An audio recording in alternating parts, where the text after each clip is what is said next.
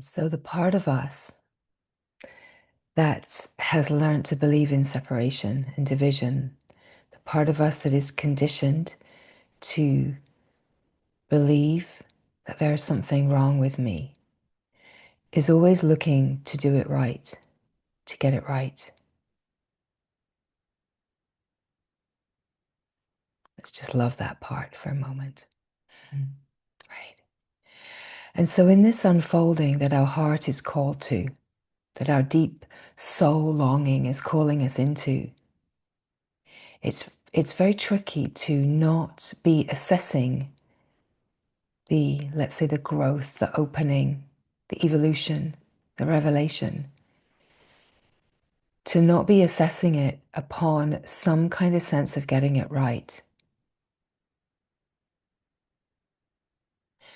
And then being in a frequency of believing that I'm getting it wrong.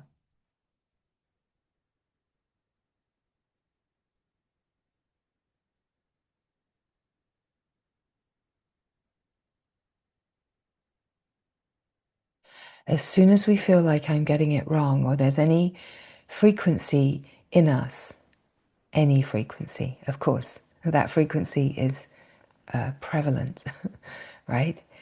That frequency that says I'm getting it wrong, or I need to do it right, that frequency itself is the deeply held belief in separation, in division. It's a deeply unloving frequency.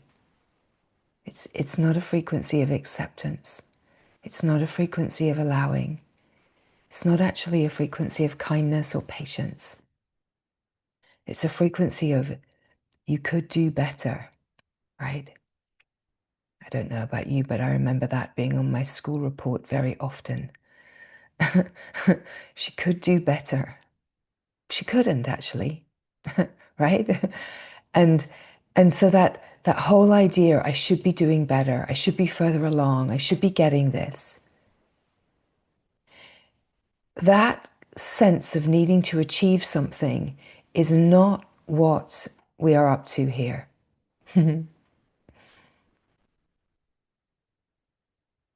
No badges, no certificates, no goals. In a way, we could say the ultimate goal is to be completely free of all sense of that allows us to be so present here now. We could even say it's not about even tracking any kind of sense of progress, because it's just not that kind of trajectory. The timeless doesn't have a trajectory in time. The mind creates a trajectory in time. The revelation is here now, is timeless, is immediate. And yet, yes, curiously, in the play of the human life, we don't necessarily open in one bang. And yet at the same time, we could say, well, actually, maybe we do. Because every revelation, if that revelation is where we rest, then that revelation is freedom. But we make it wrong that somehow in the game of life that we're not resting permanently in that revelation. And we also have a noticing that the revelation seems to deepen, seems to refine, which seems to be happening in time. But what if that is not actually in time, in the way the mind thinks? What if that is just always here? And it's kind of the attachment to the play of time that acts as a veil to the revelation always being here, right? That one could be a mind boggler, right? So the belief in time and progress itself acts as a veil to what is always here. And yet none of this in the play of life is wrong.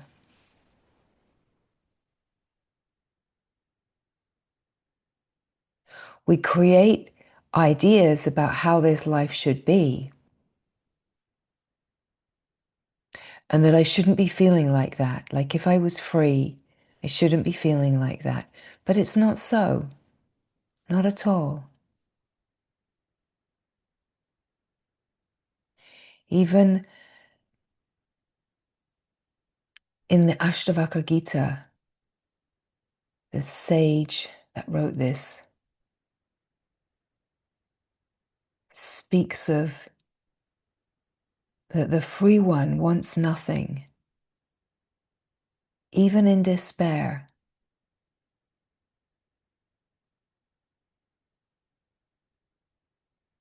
Where it says that we can, in our human lived experience, feel despair, but to not want it to be different, right? We can have feelings, we can be going through experiences, and for sure, on a certain level, the play of reaction shifts, not being so protected shifts our emotionality, but we're not looking to achieve a mythic idea of not having any kind of experience. We're looking at how much joy is here, how much kind of peace is here in the face of the play of life. And the key thing here is that we are playing a game of life, and we can be free in that game of life, or we can be a victim to that game of life, that play of life. The suffering comes when we feel to be a victim, when we see through the illusion of separation, of division, and we let go of this sense of needing to get it right. And if we're not getting it wrong, or there's something wrong with me, or I'm doing this wrong, and that whole play of measuring, of competition, comparison, of performance, it allows us to be present as presence itself. It frees us into presence. It frees us out of the sense of being separate and divided to just simply being.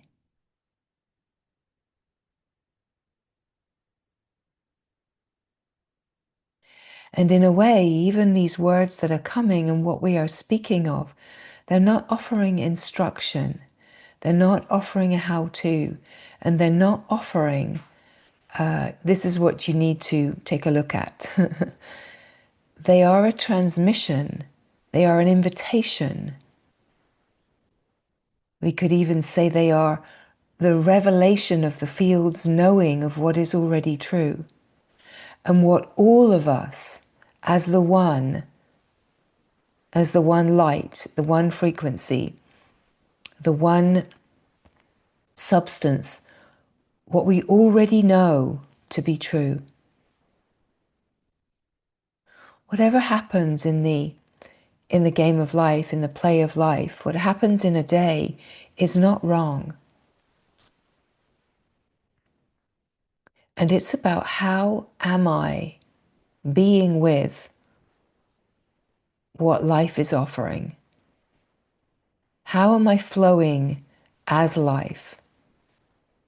How unified am I with the lived experience, right? Or how resistant and opposing am I to the lived experience? Is the mind the master that is telling me that it should be different? Or is the wide open heart the place where mastery is coming online, that receives, that illuminates, that welcomes and includes everything from a deep knowing of the one frequency of the all that is. Life is going to be itchy sometimes, right? Because it's offering us this possibility to keep evolving on behalf of the whole, right? As one humanity, let's say, there's an evolution happening. So the play of life as a human is going to be full of what is necessary and being played out in order for the evolution of humanity to happen.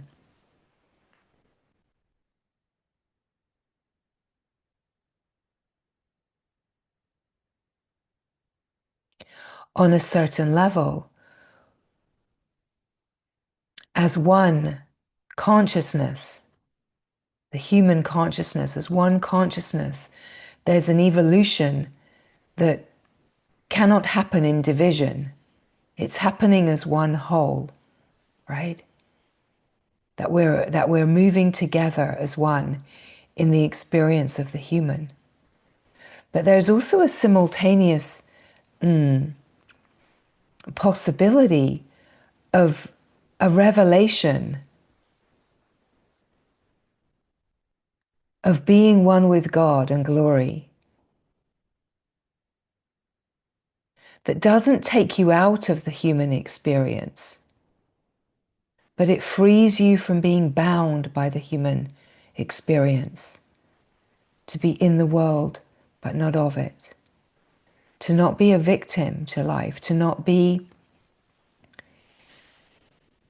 being tossed around by life, but to see in a way the metaphysics, the way that life is moving, and to realize that in our human lived experience, perhaps releasing the conditionings and the beliefs and the ideas that keep us held in separation and opening to a kind of mastery, opening to be a kind of ninja in the human game, where we don't find ourselves bound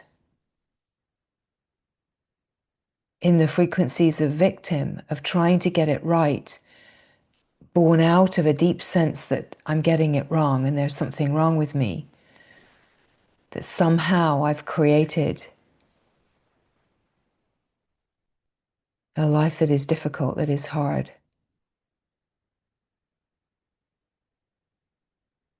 Laws of karma are playing, obscurations are playing, and it's all part of the game. And in a way, mastery, curiously, isn't about winning the game. It's about playing the game without ever feeling like you're failing, because there's nothing to win. So in a way, it's about playing a game where we could also say, as we evolve, the game kind of changes. The game itself evolves as we are playing it.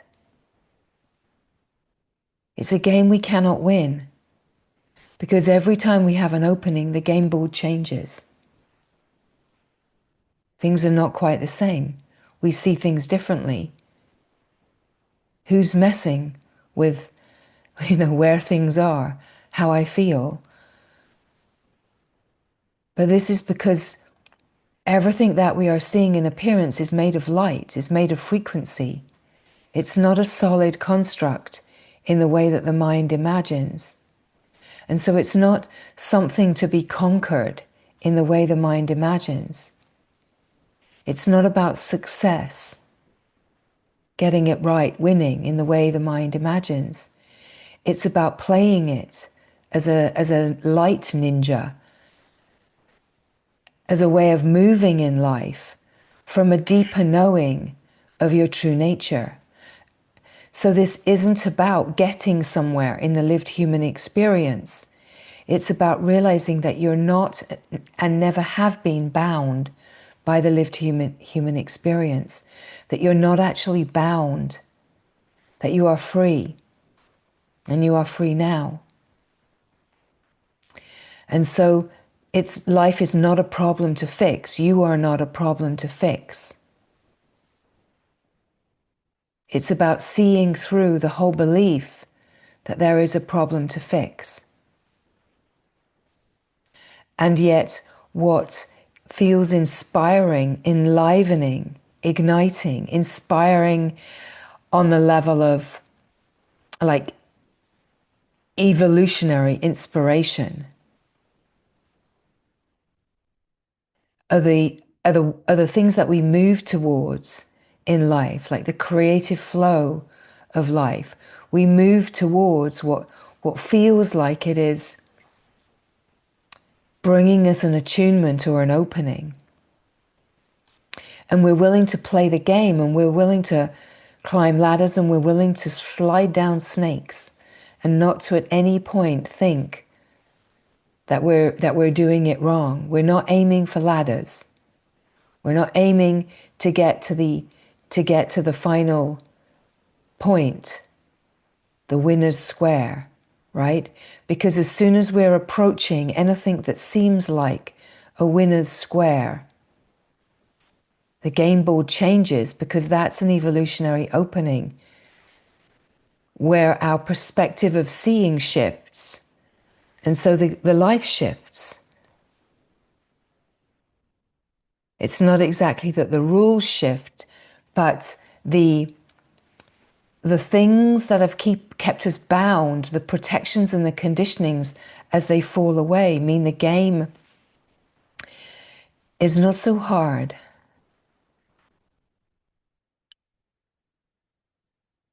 We realize that there aren't really rules. Things are not really confining us.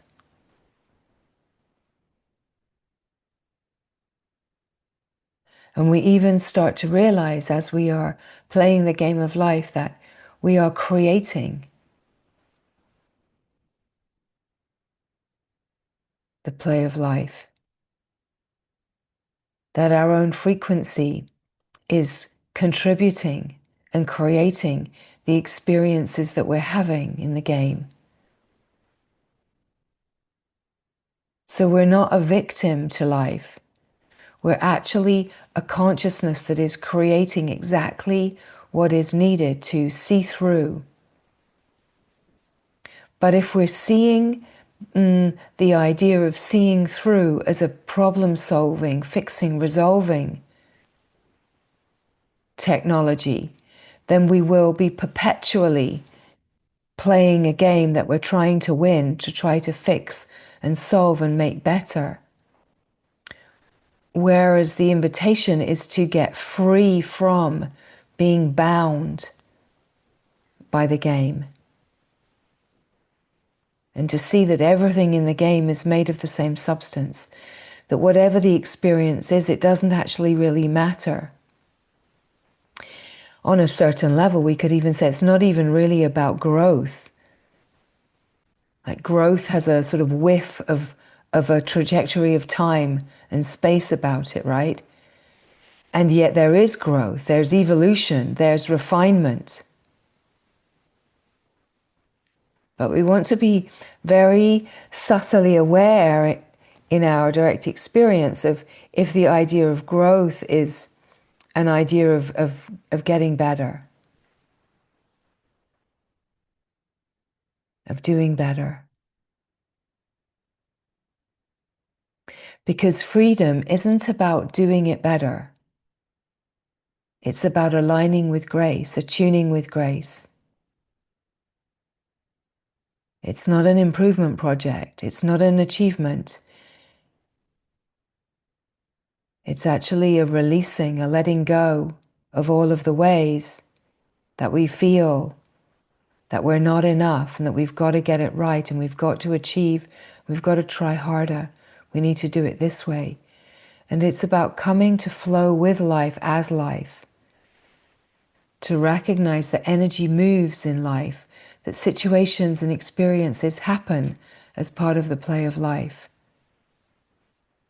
And unless we are sitting in a cave where some of us imagine that we should be, or where the answers are.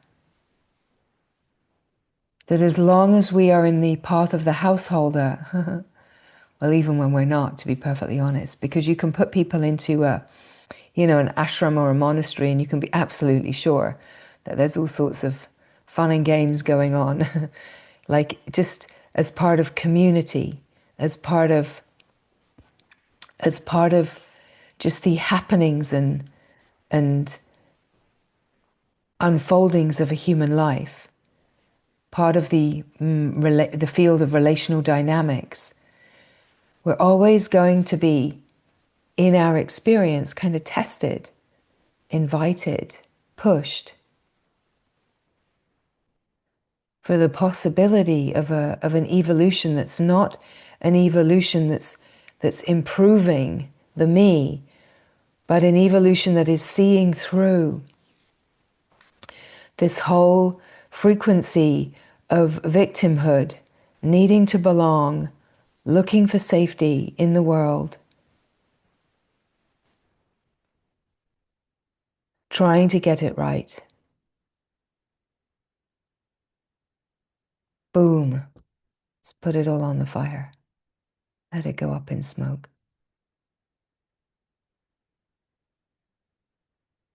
And then we can just be here.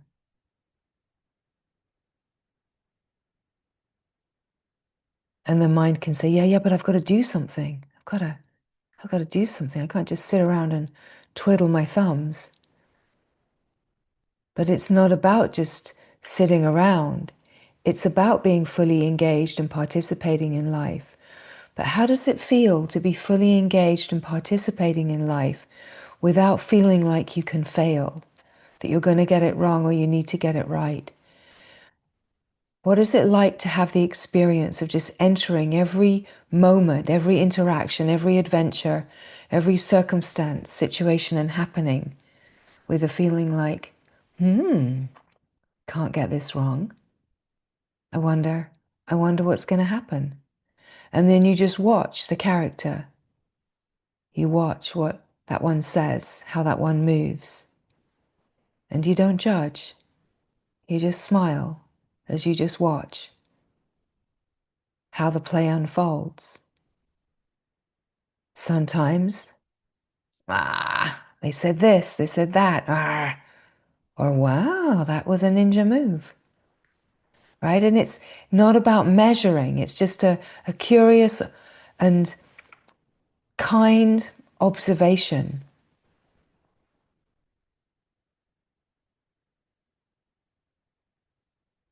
If we're not living in the fullness of being the one that we're here to be, we will feel frustration, we will feel stress, we will have feelings about that. Because there will be a feeling of that there's more. There's a felt sense of not feeling fully expressed, fully free, fully fulfilled, even fully kind of giving of yourself.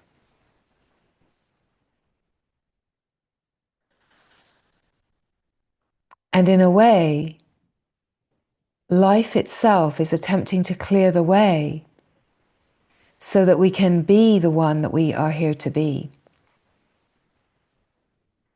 Because out of the unified field, out of the frequency of love, of source, we flower perfectly, divinely.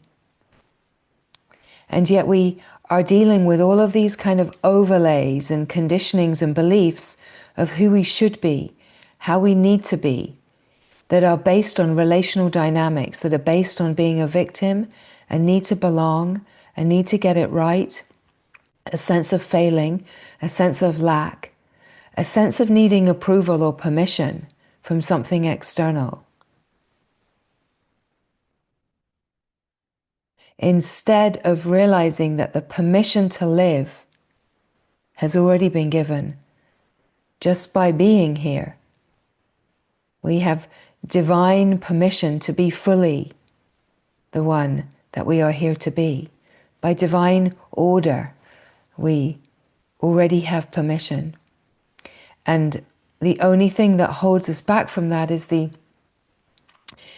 inner conversation that we're having with ourselves. So that's why we speak of the stillness and the silence being a resting place, where the conversation the mind is having with itself about what it's getting right, what it's getting wrong, how it's failing, what it needs to belong to, what it needs to do next. All of this stuff that goes on, that when we come to the stillness, to the silence, to the resting, we start to listen to the intelligence in the stillness, in the silence. And so it's not a case of just sitting, twiddling our thumbs and doing nothing. It's about attuning with and listening to the deep intelligence that we are made of, the deep intelligence of life. And here, realizing we are one with life, we are one flow of life.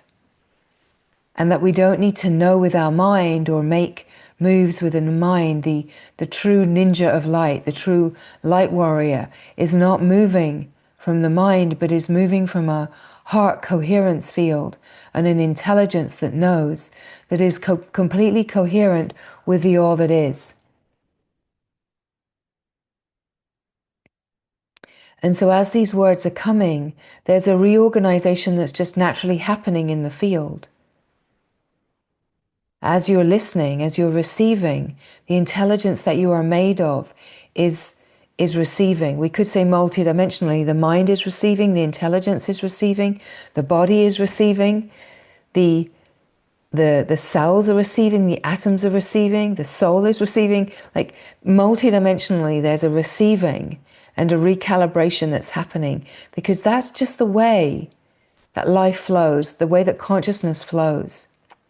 And the ultimate reality is that what we are is before consciousness. We're not pushed around by consciousness. We are that which is before consciousness.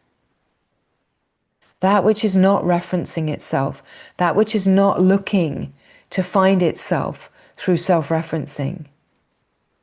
We're that which is free of self-referencing. We're not that which is finding itself in everything, but that which knows itself as everything. That which knows itself as a wholeness that is already integral and whole.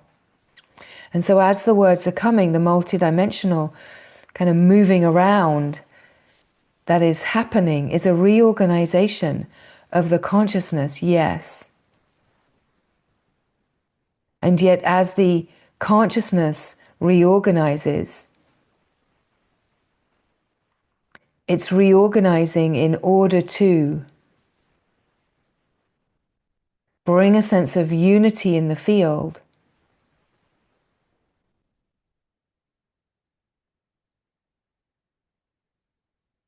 that allows us seeing right through all of the seeming veils, sees right through all of the things that seem like obscurations, like an X-ray vision, a laser sharp vision, a clear seeing that just sees that everything that is playing in the play of life, the flow of consciousness that's playing of life, none of it is keeping me bound. This is all one substance. I am one with God, and everything is made of God. Everything is made of light. Mm-hmm.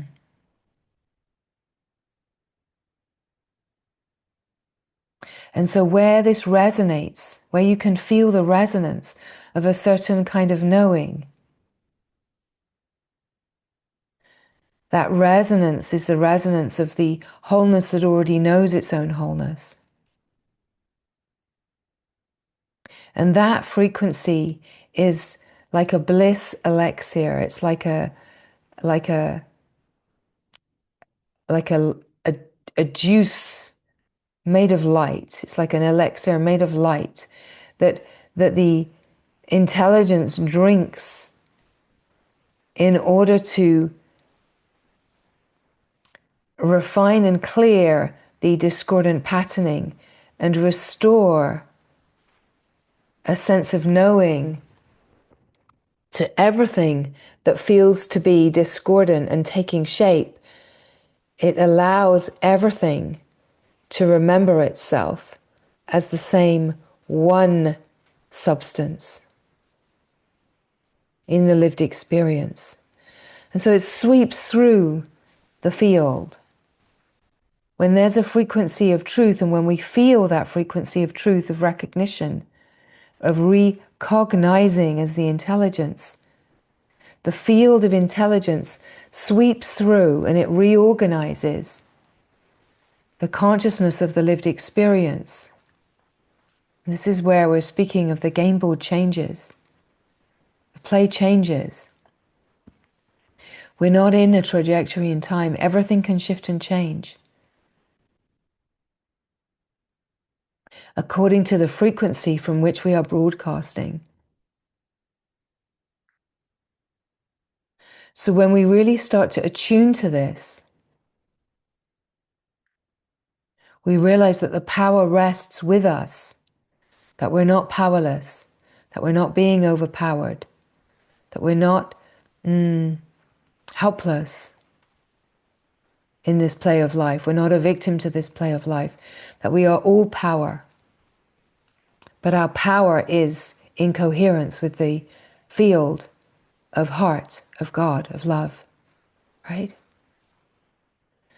So just resting here and receiving, and what are you noticing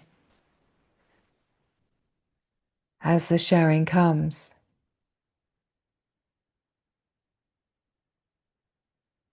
What are you opening to? What is dissolving? What is merging? What is being seen more clearly? What is being inspired, ignited, enlivened?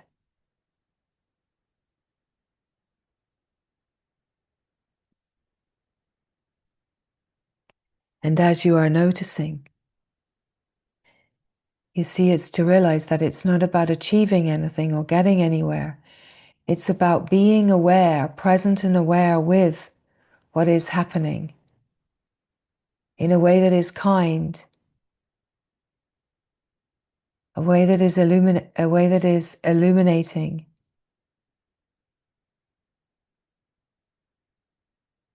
a way that is naturally receptive and inclusive.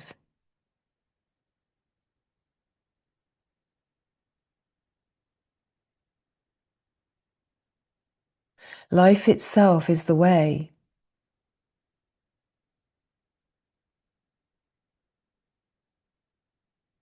Life itself is the teacher, is the guru. Life itself is that which dispels the darkness and reveals the light.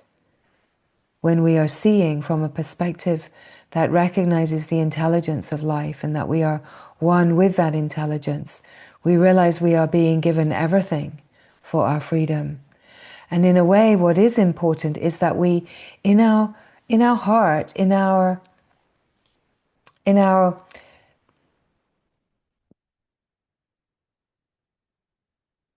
frequency of broadcast,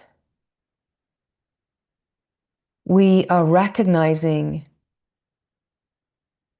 what we are here for on a level of what we are attuned to being our purpose, and we could bring that to a sense of what are we longing for, and to stay attuned with what we are longing for.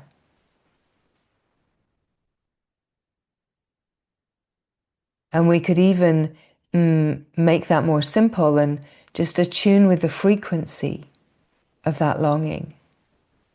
Because that frequency of the longing is that pull, that magnetic pull of God and glory calling us to dock in the heart of light, calling us to dock in what we truly belong to.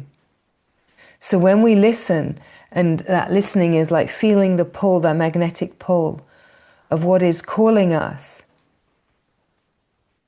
and then we allow ourselves to be pulled to dock in the heart of the field of coherence, the field that is unified, instead of feeling like we're a victim to life and we're going it alone and we've got to try and work it all out and there's no map and this is so hard and so frustrating. It's like, oh, maybe that's just the story that I'm used to telling myself. And if I follow the longing and just open to that frequency, that divine guidance and support, and we could even say the support of our own higher self, the wholeness that we already are, is absolutely here and completely available. That our lived experience is trying to cohere, it's trying to reconcile in the heart. It's trying to bring the seeming separation or fragmentation, division, limitation, and lack together in the knowing that there is only one. So we're never doing it wrong. We're right in the center of exactly what is needed to deepen. The deepening happens in, let's say, how present can we be with what is here, and how can we feel and be with and allow the energy to flow. Can we allow that shifting, that transmutation to happen?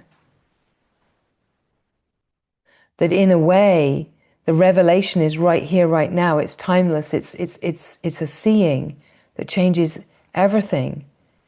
And yet, why do we keep going into the play? Because as long as that can pull us, then in a way, in the human game, there's more to play out, right? And none of that is wrong. But again, we're speaking of realizing that who we are, what we are in truth, is never bound by that, is always eternally free of that. And yet it's coming to really see how it's all working. The metaphysics and mastery of life is about realizing that we're not a victim to it, that we're completely free of it, and learning the ninja moves to be able to play the game without feeling like we're capsized, not needing anything different. So revealing the joy and the awe and the wonder in the game, the wow of the game, and how the wisdom is always wise, the intelligence always knows, and that the game is an awe-inspiring, always true unraveling. And it's all about our own perspective of seeing shifting.